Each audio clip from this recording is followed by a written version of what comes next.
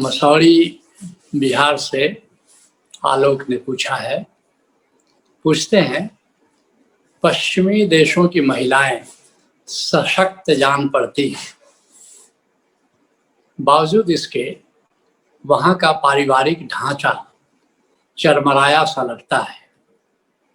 ऐसे में सद्गुरु जिस महिला सशक्तिकरण की बात कर रहे हैं वह क्या है? ओशोधारा की महिला सशक्तिकरण की बात समझने के लिए हमें जो मौलिक कुछ बातें हैं उसको समझने की ज़रूरत है। जो हमारा जीवन है वह 4 चरणों में होकर गुजरता है। इसे स्टीफन आर कावे अपने ढंग से कहता है। करीब करीब यही बात स्टीफन आर कावे के पहले ओशो ने भी कही थी। पहला चरण है पर निर्भरता। जब आप दूसरे पर डिपेंडेंट होते हैं, जैसे आप बच्चे होते हैं तो आप माता पिता पर निर्भर होते हैं। हर कोई शुरू में आरंभ में माता पिता पर निर्भर रहता है, जिसको कहते हैं डिपेंडेंस। डिपेंडेंस का क्या मतलब हुआ कि आप ना कहने के लिए स्वतंत्र नहीं हैं। अब बच्चा है वो क्या ना कहेगा, जो माता पिता कहें उसको मानना ही मानना है। तो कुछ लोग बड़े होकर के भी एज डिपेंडेंट ही रहते हैं, पर निर्भर ही रहते हैं। और भारतवर्ष में तो 24-25 साल तक लोग पढ़ाई के लिए भी अपने माँ बाप से पैसा लेते रहते हैं। कुछ लोग और भी ज़्यादा उम्र तक 30 साल तक मेडिकल में कॉलेज में चले गए तो 30 साल तक। लेकिन विदेशों में 14 साल होते होते करीब करीब बच्चे इंडिपेंडेंस होने लगते हैं, स्वतंत्र होने लगते हैं। जल्दी आत्मनिर्भरता होती है, क्योंकि आत्मनिर्भरता की वहाँ पर बड़ी प्यास है, बड़ा सम्मान है कि कोई इंडिपेंडेंस है। तो पहला चरण यह है, करीब करीब सभी इससे गुजरते हैं। कोई कम उम्र में दूसरे चरण में प्रवेश कर जाता है, कोई ज़्यादा उम्र में। जो दूसरा चरण है वह है आत्मनिर्भरता, इंडिपेंडेंस, स्वतंत्रता। अर्थात स्वतंत्रता का क्या मतलब हुआ कि आप ना अगर कहना चाहते हैं तो ना कहने के लिए स्वतंत्र हैं। ये आपकी मर्जी है, आप ना, क्योंकि आप किसी पर डिपेंडेंट नहीं है, आर्थिक रूप से या किसी भी रूप से। और करीब करीब सशक्तिकरण की तीव्रता, इंटेंसिटी बढ़ती जाती है जैसे जैसे हम जीवन के ऊपर के चरणों में प्रवेश कर जाते हैं। अर्थात जब आप डिपेंडेंट हैं, दूसरे पर निर्भर हैं, तो आपका सशक्तिकरण करीब सबसे नीचे दर्जे का कहा जा सकता है। फिर आप दूसरे चरण में प्रवेश करते हैं, इंडिपेंडेंस, आज़ादी। आज़ादी का दुरुपयोग भी बहुत हुआ है, आज़ादी के नाम पर उच्छृंखलता भी बहुत बढ़ी है, वो अलग बात है। लेकिन आज़ादी का मतलब कि अब हम ना कह सकते हैं। जो चीज़ हमको उचित लगती है यस, जो चीज़ अनुचित लगती है नो। ये है इंडिपेंडेंस कह लीजिए, ये आत्मनिर्भरता की बात है।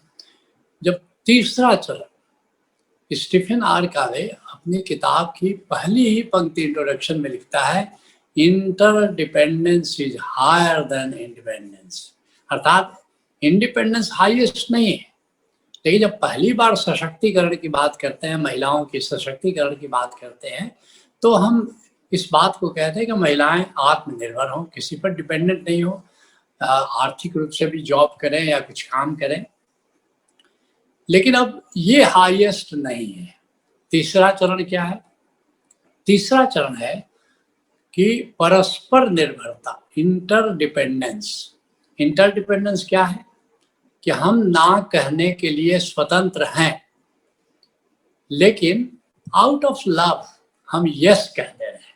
जैसे आप बड़े हो गए हैं, आप कमाने लगे हैं और आपके माता पिता ने आपसे कुछ कहा, तो आप ना कह सकते हैं, कोई रोकता कौन है।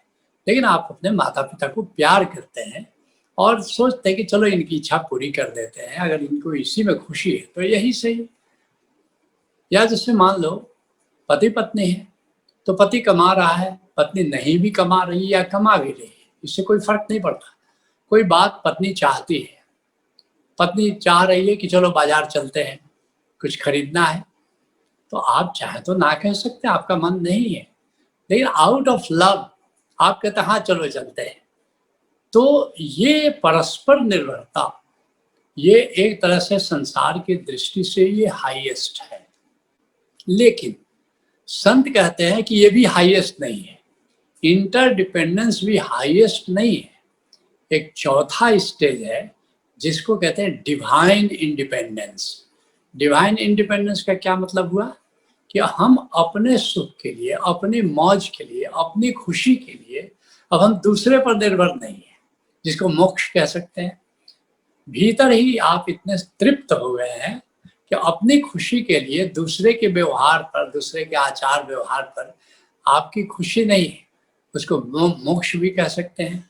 उसको आप कह सकते हैं कि परानिर्भरता, अर्थात अब आप ये संसार के पार की स्थिति में जी रहे हैं, जहाँ आत्मा से जुड़ करके जिंदगी जी रहे हैं, परमात्मा से जुड़ करके जिंदगी जी रहे हैं।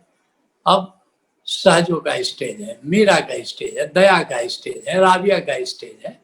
अब आप नहीं कह सकते कि वो डिपेंडेंट है, आप नहीं कह सकते कि वो इंडिपेंडेंट है, आप नहीं कह सकते कि वो परस्पर निर्भर या इंटरडिपेंडेंट है। वो अपनी मौज में है, अपनी मौज से चल रही है। वो आत्मनिर्भर, वो इन तीनों के स्टेज से पार परा निर्भरता कह सकते हैं, डिवाइन इंडिपेंडेंस है, वो अपनी मौज में चल रही है। तो ये स्टेज है। तो अब आपको मैं समाज में, संसार में, जैसे पूछा है कि पश्चिम के में जो लोग हैं वहाँ तो पारिवारिक ढांचा चरमरा है। नहीं, ये सारे पश्चिम की बात नहीं है।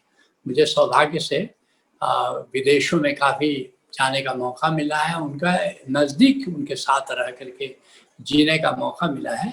तो अब जैसे भारतवर्ष में हमने कहा अभी भी अधिकतर महिलाएं, मैं कह सकता हूँ 80% से ज़्यादा महिलाएं पहले स्टेज में ही है, वो डिपेंडेंट हैं। अगर वो कहीं कमा भी रही हैं तभी भी बाई एंड लार्ज पति के सहमति के बिना या सास ससुर की सहमति के बिना, परिवार की सहमति के बिना उनके लिए कुछ करना आसान नहीं है।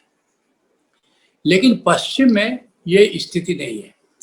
वे अधिकतर, जैसे जापान में चले जाओ, अमेरिका में चले जाओ, तो महिलाएं दूसरे स्टेज एम्पावरमेंट में पहुंच गई हैं, जहां वे इंडिपेंडेंट हैं। वो ना कहना चाहें तो ना कह सकती हैं और ना कहती हैं। तो परिवार अगर कहीं टूट रहा है, खास करके जापान में बहुत परिवार टूट रहे हैं, अमेरिका में टूट रहे हैं, और भी कुछ देशों में टूट रहे हैं जहाँ इंडिपेंडेंस की आंधी आई हुई है, तो वहाँ पर पारिवारिक ढांचा चरमराया हुआ है। ये बात बिल्कुल ठीक है कि जहाँ इंडिपेंडेंस की स्टेज रहेगी वहाँ पर परिवार तो टूटेंगे, ये रिस्क तो रहेगा। लेकिन जो तीसरे स्टेज की बात हम कह रहे हैं, इंटरडिपेंडेंस की बात कह रहे हैं, परस्पर निर्भरता की बात कर रहे हैं, जैसे यूरोप में है, बाई एंड लार्ज यूरोप में है। यूरोप में हमने देखा, स्पेन में देखा, और भी कई देश हैं, जर्मनी है, फ्रांस है, पुर्तगाल है। तो वहाँ पर आप देखोगे कि परस्पर बड़ा रिस्पेक्ट है। ओशो कहते हैं कि संबंध का उत्कर्ष मैत्री है और मैत्री का आधार सम्मान है। खूब सम्मान एक दूसरे को देते हैं, और लिव इन रिलेशनशिप जो यूरोप में है, स्पेन में, पुर्तगाल में, जैसे मैंने देखा, फ्रांस, जर्मनी में, वे हमारे मैरिज से ज़्यादा स्थायी है, मैरिज से ज़्यादा स्थायी है और बहुत रिस्पेक्टेबल है, और एक दूसरे से इतना ज़्यादा सम्मान है कि हमने देखा कि जैसे मान लो वीकेंड्स आया तो जो पत्नी है वो अपने माता पिता से मिलने चली जाती है, जो पति है अपने माता पिता से मिलने जाता है, 7 दिनों के लिए अपना देख रेख करके आ जाता है, दवा दारू का इंतजाम करके आ जाता है, और फिर अपना आपस में लोग आ जाते हैं। बल्कि मुझे आश्चर्य हुआ कि जब मैंने बताया कि हमारे बच्चे करीब आ जाते हैं, साल में 1 बार या 2 बार आ जाते हैं, तो उनको विश्वास नहीं हुआ। ये कैसे हो सकता है कि बच्चे कहीं भी रहते हो, चाहे विदेश में ही क्यों न रहते हो, इतने हम लोग तो अगर 1 वीक में आपस में पेरेंट्स से नहीं मिले तो अगले वीक डेफिनेटली मिलते हैं। तो आप देख रहे हो परिवार का वहाँ ढांचा देख रहे हो, यूरोप का परिवार अनुकरणीय है। अगर हम भारत में बोस्ट करते हैं कि हमारा भारतवर्ष में परिवार बड़ा इंटैक्ट है, तो आप सब जानते हैं कि जो बुजुर्ग माता-पिता हैं, हम उनकी कितनी देख-रेख करते हैं। अगर करते हैं तो पड़ोसी क्या कहेंगे, दूसरे क्या कहेंगे, बहुत कुछ क्या कहेंगे वाला अच्छा है कि क्या कम से कम क्या कहेंगे की शर्म तो है। लेकिन हम सब जानते हैं कि माता-पिता के प्रति, बल्कि हमने ट्वीट में कहा भी था कि जिनसे हम हैं और जो हमसे हैं, कितना भेद करते हैं। जो हमसे हैं, उनका ख्याल तो हम बहुत करते हैं, लेकिन जिनसे हम हैं, माता-पिता, दादा-दादी, कितना ख्याल हम उनका करते हैं। तो यूरोप का पारिवारिक ढाँचा बहुत ही मजबूत है और मैं तो यहाँ नहीं रुकना चाहता, जैसा मैंने कहा कि मैं चाहूँगा कि जो परानिर्भरता है, हमारी महिलाएँ, विशेषकर ओशो धारा से जुड़ी हुई महिलाएँ यहाँ भी नहीं रुके। सम्मान और परस्पर निर्भरता पर भी नहीं रुके, वे परानिर्भरता पर जाएँ कि जहाँ पर कि उनको आत्मबल हो, आत्मज्ञान हो, आत्मबल हो, आत्मस्मरण हो, साक्षी में जिएँ। क्योंकि वास्तव में यही असली सशक्तिकरण तो यही है। आत्मबल से बड़ा कोई बल नहीं है, आत्मशक्ति से बड़ी कोई शक्ति नहीं है। ओशो धारा में जब हम महिला सशक्तिकरण की बात करते हैं, तो हम सभी महिलाओं को आत्मबल के स्टेज तक ले जाना चाहते हैं।